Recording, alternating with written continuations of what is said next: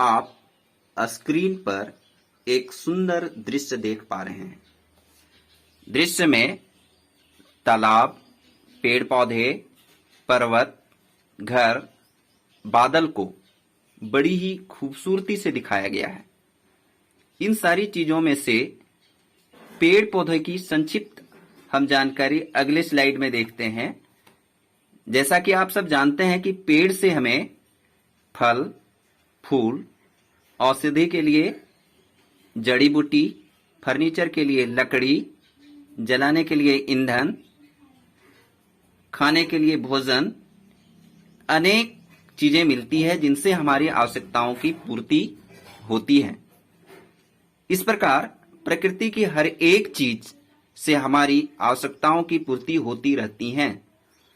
आवश्यकताओं की पूर्ति करने वाली इन प्राकृतिक चीजों को संसाधन कहते हैं।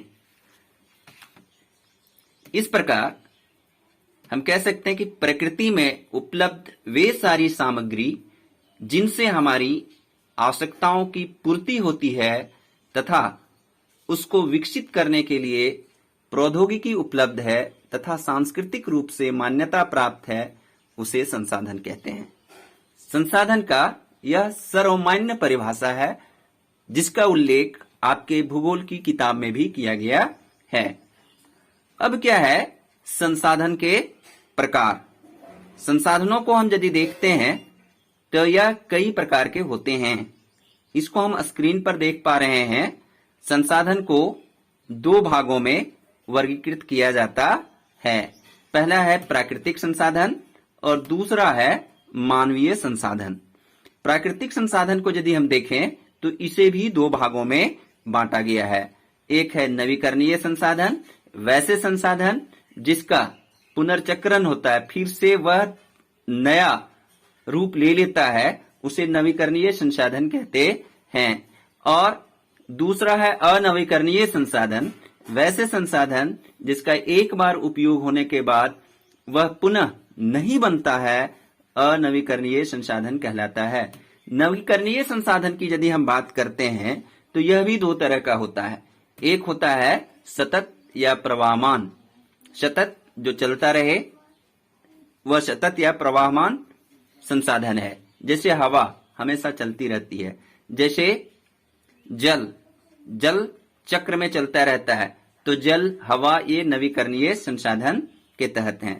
उसके बाद है दूसरा नवीकरणीय संसाधन का दूसरा भाग जैव संसाधन। जैव संसाधन का भी नवीनीकरण हमेशा होता रहता है।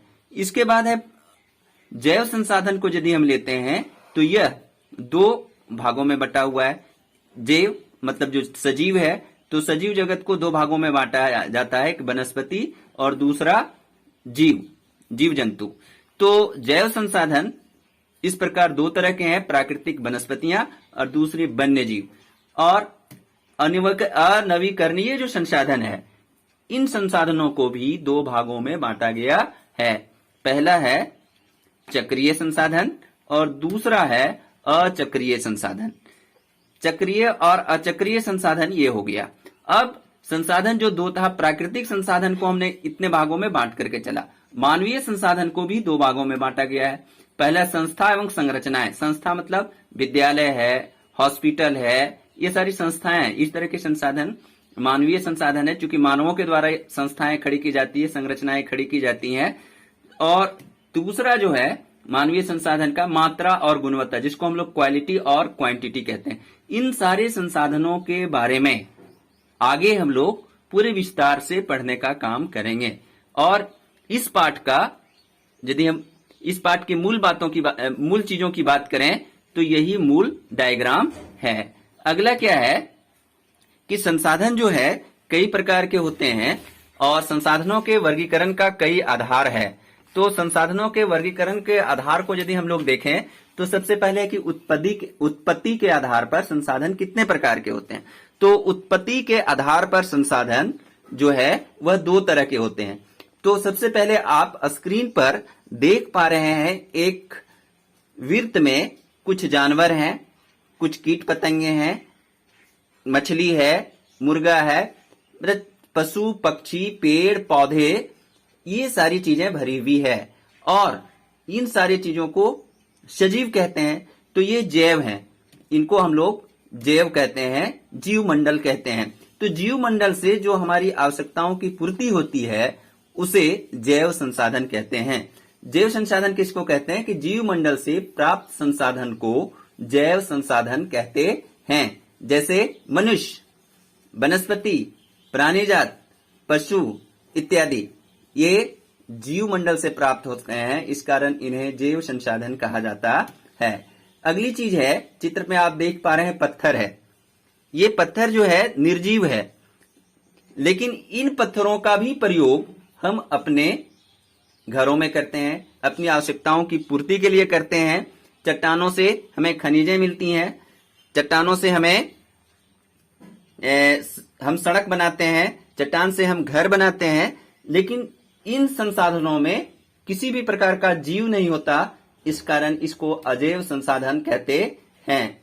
अजैव संसाधन जो है उसको यदि हम परिभाषित करने की बात करेंगे तो ऐसे संसाधन जो निर्जीव वस्तुओं से बना हो उसे अजैव संसाधन कहते हैं, जैसे चट्टान, धातु इत्यादि। आगे है कि समाप्यता के आधार पर संसाधन कितने प्रकार के होते हैं। तो वैसे संसाधन जो प्रयोग करने के बाद फिर से बन जाता है उसे नवीकरणीय संसाधन कहते हैं। वैसे संसाधन जो भौतिक, रासायनिक या आंतरिक प्रक्रियाओं द्वारा पुनः उत्पन्न हो जाते हैं उसे नवीकरणीय संसाधन कहते हैं। जैसे हवा। हवा क्या है कि हम ऑक्सीजन लेते हैं और कार्बन डाइऑक्साइड छोड़ते हैं, पेड़ पौधे कार्बन डाइऑक्साइड लेते हैं और ऑक्सीजन छोड़ते हैं। तो हवा सतत इस तरह से चलती रहती है। पानी क्या है, जल चक्र में यह बदलता रहता है। वह वाष्प बना, वाष्प के बाद बादल बना, बादल के बाद वो वर्षा हो गई, वर्षा होने के बाद फिर से पानी हमें मिल गया। वनस्पतियों की भी यही बात है, जीव जंतुओं की भी बात यही है। लेकिन कुछ ऐसे संसाधन हैं जिनका एक बार प्रयोग करने के बाद फिर से हम प्रयोग नहीं कर सकते हैं, वे संसाधन समाप्त हो जाते हैं, उसे अनवीकरणीय संसाधन कहते हैं। जैसे कोयला, पेट्रोल आदि।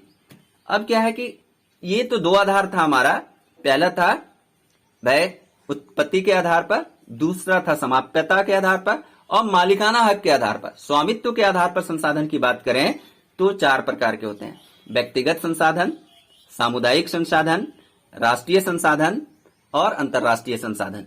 वैसे संसाधन जिसमें व्यक्ति विशेष का अधिकार हो उसे व्यक्तिगत संसाधन कहते हैं। वैसे संसाधन जिसमें संपूर्ण समुदाय का अधिकार हो और संपूर्ण समुदाय उसका उपयोग करता हो, सामुदायिक संसाधन कहलाता है। उदाहरणतः चारागाह। चारागाह किसी व्यक्ति विशेष का नहीं होता, वहां पर रहने वाले सभी व्यक्तियों का चारागाह होता है। विद्यालय, विद्यालय व्यक्ति विशेष का नहीं होता है, वहां पर सभी के बच्चे पढ़ सकते हैं, सभी के बच्चे वहां जाकर जानकारी हासिल कर सकते हैं। और तीसरा संसाधन है राष्ट्रीय संसाधन, जिस पर राष्ट्र का अधिकार होता है। और अंतर्राष्ट्रीय संसाधन वैसे संसाधन जिस पर एक राष्ट्र नहीं अनेक राष्ट्रों का अधिकार होता है और उसका उपयोग बगैर अंतर्राष्ट्रीय संस्थाओं के निर्देश के अनुसार नहीं किया जा सकता है, उसे अंतर्राष्ट्रीय संसाधन कहते हैं। तो आज का हमारा ये क्लास है, आपने संसाधन के बारे में समझा और सीखा। संसाधन के बारे में और अधिक जानकारी हासिल करने के लिए और भी पाठों को जानने के लिए आप हमारा अपना आंगन चैनल को सब्सक्राइब कीजिए। धन्यवाद।